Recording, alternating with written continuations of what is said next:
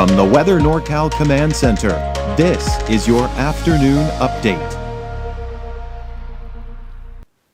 Hello everyone, I'm Chief Meteorologist Mike Kruger. We're taking a look at the elk country cam here. This is just north of Trinidad and no elk out there, but boy, we're still seeing a lot of those low clouds kind of sticking around. Of course, just on the other side of that range there is of course the ocean here, but just kind of one of those gray starts to the day, and I think that'll be probably the case here throughout the day. I mean, you head up north into Crescent City, still looking at those overcast skies there as well. So here is what we've got going on. Mainly dry this week and into the weekend. We were looking at the potential for some showers and thunderstorms for places like Trinity County.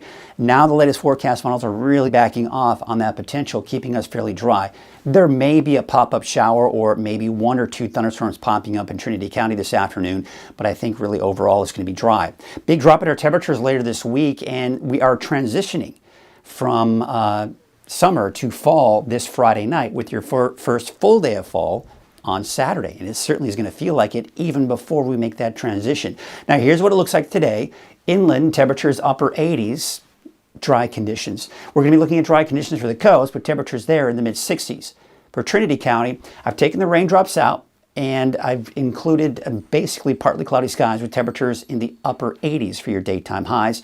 So again, most of the activity is looking to be off to the east. You see this area of low pressure right here? You've kind of got this flow, and what that's going to do is maybe potentially bring some shower and thunderstorm activity in this general area right here. But for us, we should be looking at mainly dry conditions. Just some of those clouds moving in advance of that weak boundary passing on through. Here's today. So there you can see no showers and thunderstorms popping up. We take you into Tuesday and Wednesday, still looking at, of course, the mainly dry conditions and really even mainly sunny skies for inland and for Trinity County. Now, this area of low pressure is what's responsible for the thunderstorms we've seen over the weekend, and we'll see again here today in the eastern mountains. Now, that will shift off to the east, and we're going to see some cooler air begin to cool down. Now, I've been talking about over the last several days, the positioning of this low is key to see who sees rain and who doesn't. Now, as of right now, both long-range forecast models, the European and the American forecast model, agree that it'll be situated right about here. We will get some of that wraparound moisture coming into Modoc County, and not to mention into Lassen County as well. But for us, we're going to be looking at dry conditions on Thursday. That'll move on out, and we're going to see a big, broad trough of low pressure begin to come down from the Gulf of Alaska. Now, this should mainly stay off to our west, and there will be some disturbances kind of kicking off from that could potentially bring parts of the coast and inland areas, maybe some showers, come Saturday and Sunday. And when we look at the long range, I'll show you what I'm talking about. Here's Thursday, by the way. You see how we're just not seeing much in the way of rain, even for the eastern mountains. But of course, for us, we're dry. In fact, mainly sunny even on Thursday. But as I mentioned, sometime this weekend, we may see some of these systems kind of kick off from this main system here, and they'll try to make their way to the coast. But for now, I'm keeping it dry. This is through next Monday. We've got to get this closer to us before we can really start seeing some of that rain to begin to move in. And it's going to take a while before that happens. Now, another thing that we've really got to be aware of are these wave heights. They are really beginning to increase. Here's today, 10 to even upwards of 14-foot waves here, that is, the wave heights. Now we're going to take you into Tuesday afternoon. Once again, upwards of 14-foot waves. So we've got to be aware of that, and you can see those waves are really beginning to make their way along the coast as well. So with that all being said, there is a beach hazard statement until 8 o'clock tonight.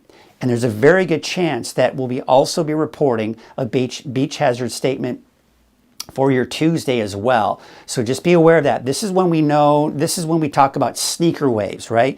Everything looks fine, and then suddenly you see that big wave come up on shore, and that's what can sweep you away into the ocean. It can be very dangerous. So not a good idea to be on those beaches today or tomorrow for that matter. Here's a marine forecast. Winds from the north at west at 5 to 10 knots. Your waves from the northwest at 5 feet at 11 seconds, and from the northwest at 2 feet at 18 seconds. Now your high tide will be at 2:41 this afternoon at 7 feet. Your low tide will be at 9 o'clock tonight at 0.7 feet. There you can see there's that small craft advisory, which, by the way, the small craft advisory is all the way through Thursday. So these wave heights are certainly going to be a concern most of the week. Here you can see, of course, for today, you've got temperatures in the upper 80s for Weaverville and Hayfork, otherwise mid to upper 70s for Ruth and Trinity Center. Temperatures right around 90 or just kind of give or take here for Hoopa and Willow Creek. There you can see Garberville, a high of 84, and those mid 60s out along the coast. Let's take a look at your 7-day outlook, and there, of course, you can see the dry conditions. Now, for now, I'm keeping it dry for the weekend, but we can see a couple of systems kick off from that main upper area of low pressure, maybe giving us a shower or two, but for now, it's dry. Dry for Hoopa the next 7 days. I've got that slight chance today for Weaverville, but quite honestly, I think it'll be dry, and there should be dry for the rest of the 7 days here. And we're also seeing those temperatures really begin to drop back down to the 70s by Thursday and Friday. Here's your 7-day outlook for Eureka. Temperatures mainly in the mid-60s, give or take, with those overnight lows in the low 50s. Now, as I mentioned, first day of fall is on Friday, but actually the transition won't occur until Friday night. So your first full day of fall will be on Saturday.